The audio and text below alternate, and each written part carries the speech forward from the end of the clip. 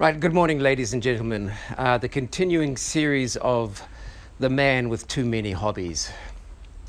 What are we going to show you today? Well, in here there's something very special. I have owned it for over 25 years. Oh, by the way, I think I mentioned before I don't have a car.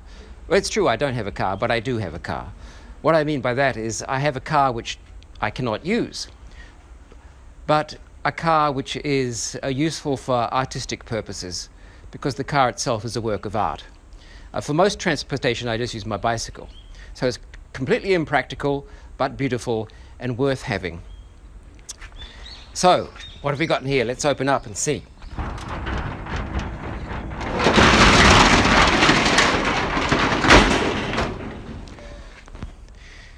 And there you have it. What is it? It's a 1963 Mk.II Jaguar 3.4.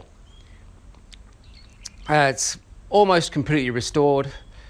I don't usually use it. It's not even registered. You notice it just says "just married" there. The reason that's there is because we were using it as a photo set a couple of weeks ago for a pamphlet that somebody was making. So it was a wedding car. There is actually no number because I haven't registered it yet. So in the past, I've had it in Japan now for about 5 years. So in the past 5 years, I have spent about one tank of petrol on this thing. I've used 1 tank of petrol. I've probably gone no more than 300 miles or 400 miles is all I've put on it. I don't sell it. I keep it. It's my philosophy to have one car in a lifetime and have a nice one and look after it, and but never use it. Anyway, let's have a look. The battery is pretty flat, so I don't think we can even get it started. Let me open it up. Now, this car was the fastest saloon car in the world at the time. By saloon, I mean sedan. So it's a family car, but a very sporty one. This is the same engine which is in the famous E-Type Jaguar. So it is a sports car engine in a family car. The E-Type is slightly more modified. It has triple carburetors. This has double carburetors, twin overhead cams, straight line 6. Very smooth engine. It has a very nice sound. Quite a loud engine, but a very nice sound to it. The battery is probably flat, and to make things worse, the clutch is stuck to the flywheel. So I'll try and start it. But before that, I'm going to try and... The clutch is stuck to the flywheel. So what I'm going to do, roll that down. So I'm going to put it in gear, pull off the brake. The brake is off. I'm just going to rock it a bit. This may unstick it. Oh, it's really stuck. Do you want help? No. If this doesn't move it, nothing will move it.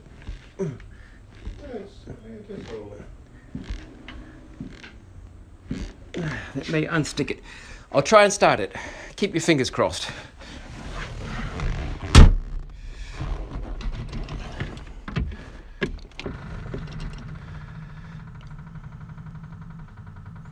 That's the fuel pump.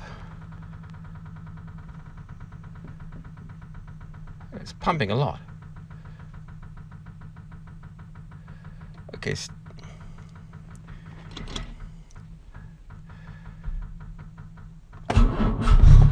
Oh, we were lucky. We were lucky. It won't go into gear. It won't go into gear.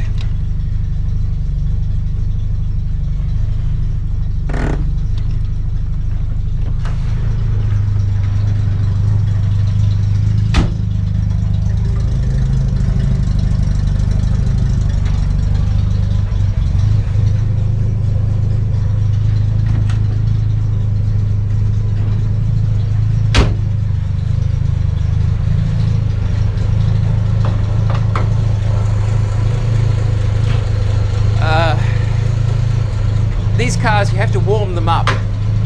You let it run for a few minutes before you drive it.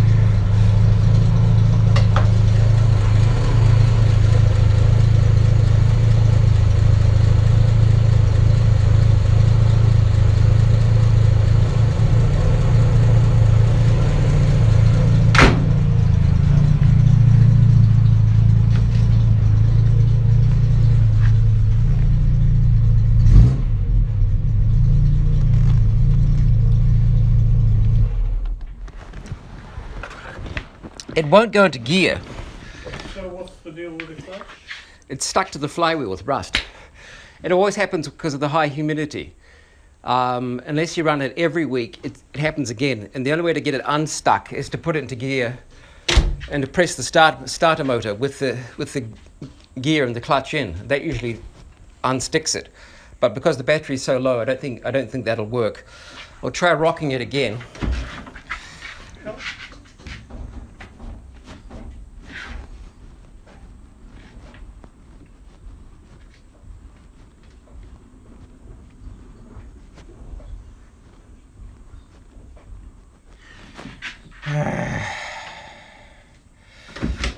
Don't know, the battery's pretty low.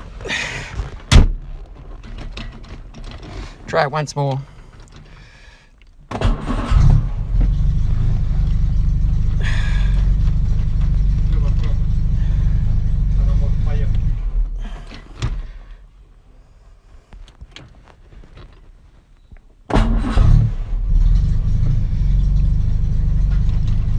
Oh, now, fixed. Fixed it? Fixed it. Right, ask him to move, I'll drive it out.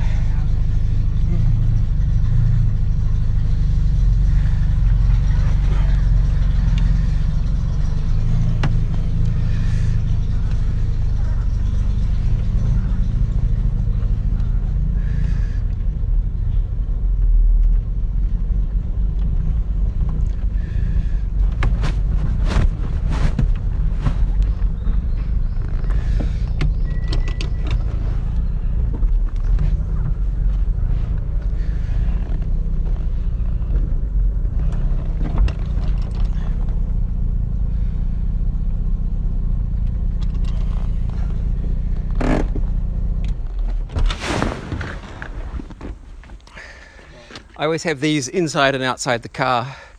Today it's relatively low humidity, but during the rainy season it's up to 80, almost 90%. So I keep, you have to keep these in the car, humidity collectors. That is a dehumidifier in the back, so sometimes I plug that in. And keep the humidity low. If you let the humidity too high and let it sitting around, you actually get mold on the leather, and you don't want that. It's only happened once. I remember I was walking. I just got up one morning and I walked, and something caught my eye, and I looked. It was all white, white with mold. Ah, idiot! So you see a very nice interior, all wood, nothing electronic. Everything's completely analog and manual, and that's the way I like it. You get a good feel for what the car is doing. Modern cars, you can't feel the road, especially with power steering. This is not power steering at this time. Power steering was a luxury option, so that's why the steering wheel is so big, to give you that extra leverage to turn the wheel. It's quite heavy when it's stopped. Once it's going, it's light. That's real wood. That is, I think it's just veneer, but it is very nice though. It's walnut. Entertainment at this time is 8-track tape, which goes straight into the radio. I mean, how about this for cool? That moves, and yet it folds away to put that in. How's that for compact? It does work, but I actually don't have it connected deliberately, because when you have a car like this, you have to concentrate very, very carefully. It's like flying an airplane. You do not want to have any distraction. You're totally dedicated to concentrating on what's happening around you and what the car is doing.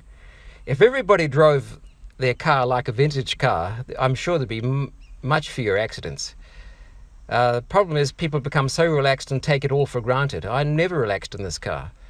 I'm always got to think very carefully. Just imagine it's like being in an airplane at takeoff. You've got to watch all your dials, got to listen to what the engine's doing, got to watch what's happening around you, what's behind you, while driving it at the same time. So I don't want any distractions. I don't even talk to people sitting here when I'm driving. Yeah, that's wise. I have removed my spare tyre. There was a spare tyre, does go in there, but I have removed it. There's also a toolbox which I have removed. Okay. It's a big boot. It's a big boot. How many of these in Japan? Oh, maybe about 20. They were a mass-produced car. They made a lot of them. They were very good value for money. And an equivalent car with the same performance at the time cost twice or three times as much, which is why Jaguar was so successful at this time. They had a good-looking, fast, high-performance, high-quality car at a very low cost. So they were very popular. In the UK, they have a bit of a reputation as being a bank robber's car. They're popular with bankers as well as bank robbers. A fast getaway car. But the thing that makes it a classic is just really the wonderful body shape. Perfectly smooth, lovely roundness to it. And the fact that it goes up and then goes down again at the back, like this, the curve of the roof, the angle of this, the beautiful wheels, whichever angle you look at it, it's beautiful. The way the lights, the proportion of the lights, that they didn't stick them out here, they didn't stick them up there, they didn't stick them down there. If this was any different, if it was 1 centimeter further to the left or to the right, it would spoil the whole balance and the sense of beauty of the car. Today's car manufacturers, I'm sorry to say, don't know what to do with the front of cars. And you get some terrible abominations with, you know, it's all cut off here and the lights are really skinny and it just looks like an insect, the front. This is an elegant face for a car. An elegant and understated face. It's not trying to overdo it with lots of fancy things in it. There's not too much chrome. There's just enough chrome. Wherever you look at it, it's beautiful. Okay. Okay, let's hope it starts. So I have to put it back. Okay. Nice little features like that. Wonderful little touches like this. So you can sit in the back and drink a glass of wine while your car is stopped. So it's a good car for a picnic. This is at this time there's no air conditioning in the car, so good ventilation is important, and that's why they have these funky little windows. If you're going on a, that's intentional, right? Yeah, it's supposed to be like this. It clicks stop there, but if you go past a car at 100 kilometers an hour going that way, the wind is enough to slam that shut sometimes.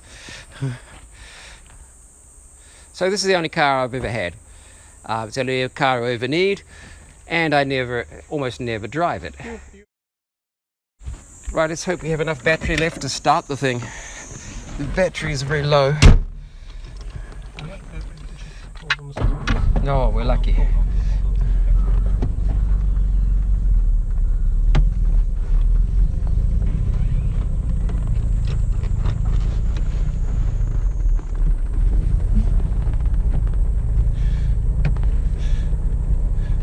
Well, while we're here, I'll drive you just a little. We're going to go for a short drive.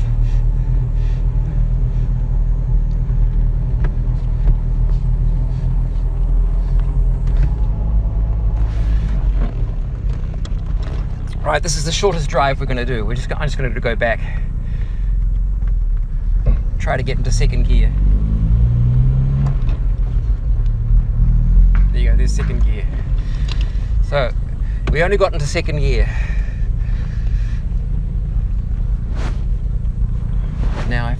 back.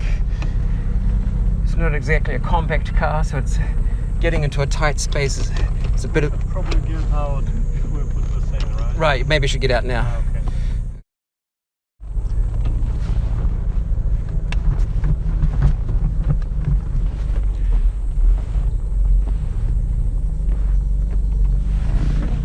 Too far to the right.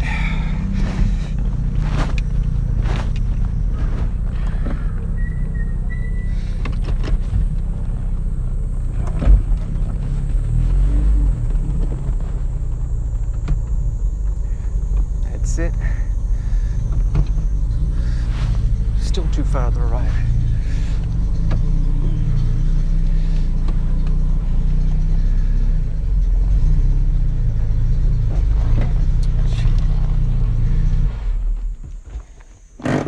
Oh.